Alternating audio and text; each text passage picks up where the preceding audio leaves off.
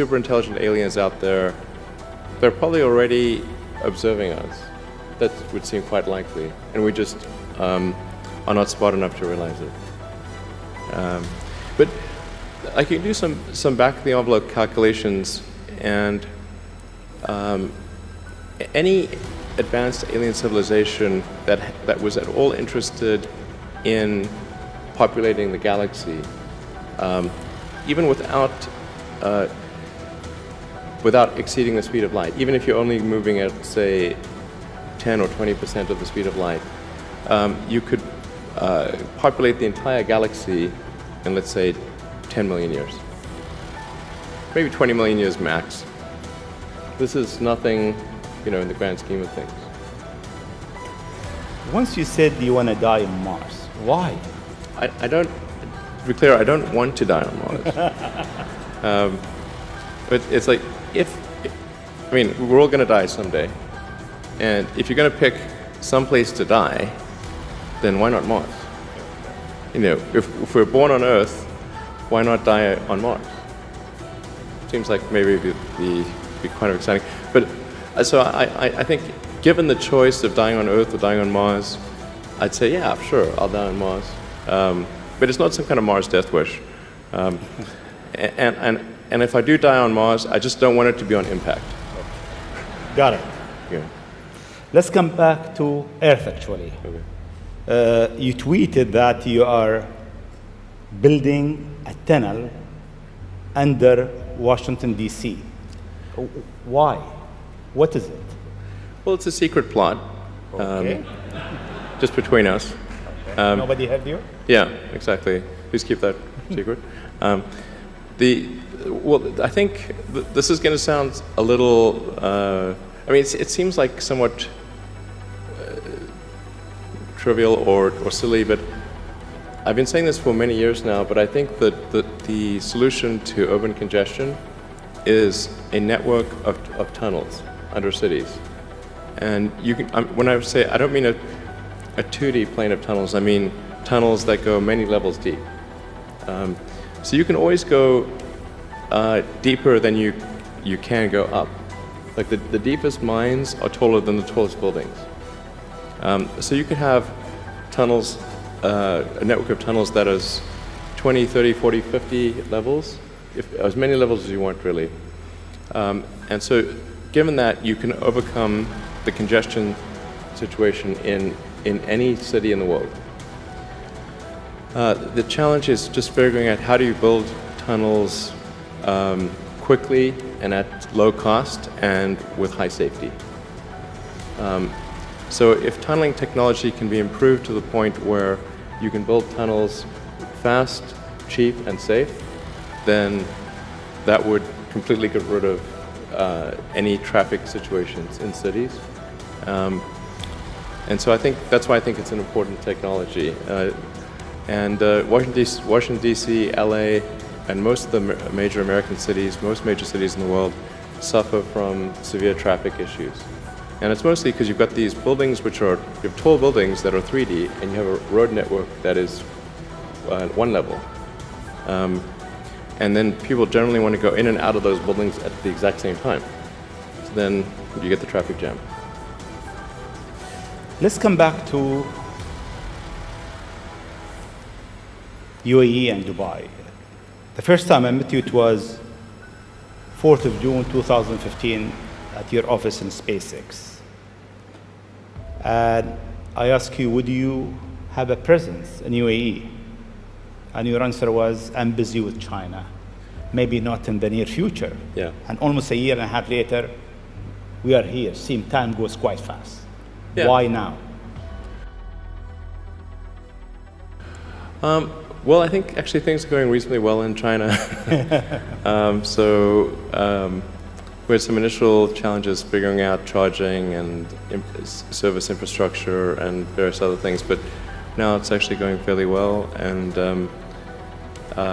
so the timing seemed to be good to really make a significant debut in this region, starting in Dubai. In your opinion, what is the new disturbing thing that will come in technology next? What's next in technology? What's next in technology? That will disturb the way we live, the way we think, the way we do business. Well, the most near-term impact from a technological standpoint is autonomous cars, like fully self-driving cars. Like I said, that's going to happen much faster than people realize. It's going to be a great convenience to be an autonomous car, but there are many people whose jobs it is to drive. So in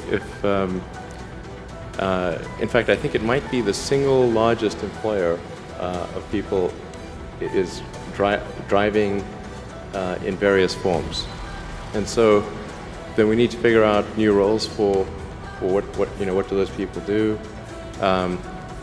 But it will be very disruptive and very quick. Now, I should characterize what I mean by quick, because there are quick means different things to different people. There are over 2 billion vehicles in the world, approaching 2.5 billion cars and trucks in the world. The total new vehicle production capacity is about 100 million.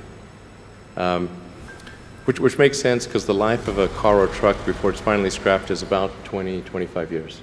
So the point at which we see full autonomy appear will not be the point at which there is massive societal upheaval, because it will take a long time to make enough autonomous vehicles to disrupt employment. So that disruption I'm talking about will take place over about 20 years. But still, 20 years is a short period of time to have, I think, something like 12 to 15% of the workforce be unemployed. Thank you. This is the largest global government summit. We have over 139 government here. If you want to advise government officials to be ready for the future, what is 3 things or 3 advice you'll give them? Well, I think the first bit of advice would be to really pay close attention to the development of artificial intelligence. I think we need to just be very careful in how we adopt artificial intelligence, and to make sure that researchers don't get carried away. Because sometimes what happens is a scientist can get so engrossed in their work, they don't necessarily realize the ramifications of what they're doing. So I think it's important for public safety that governments keep a close eye on artificial intelligence and make sure that it does not represent a danger to the public. Let's see. Secondly, I would say we do need to think about transport in general, and there's the movement towards electric vehicles, sustainable transport. I think that's going to be good for many reasons, but again, not something that happens immediately. That'll happen slower than the self-driving vehicles. So that's probably something that happens over 30 or 40 years, the transition to electric vehicles. So thinking about that in context, the demand for electricity will increase dramatically. So currently, in terms of total energy usage in the world, it's about 1/3 electricity, about 1/3 transport, about 1/3 heating. So over time, that will transition to almost all, not all, but predominantly electricity, which means that the demand for electricity will probably triple. So it's going to be very important to think about how do you make so much more electricity.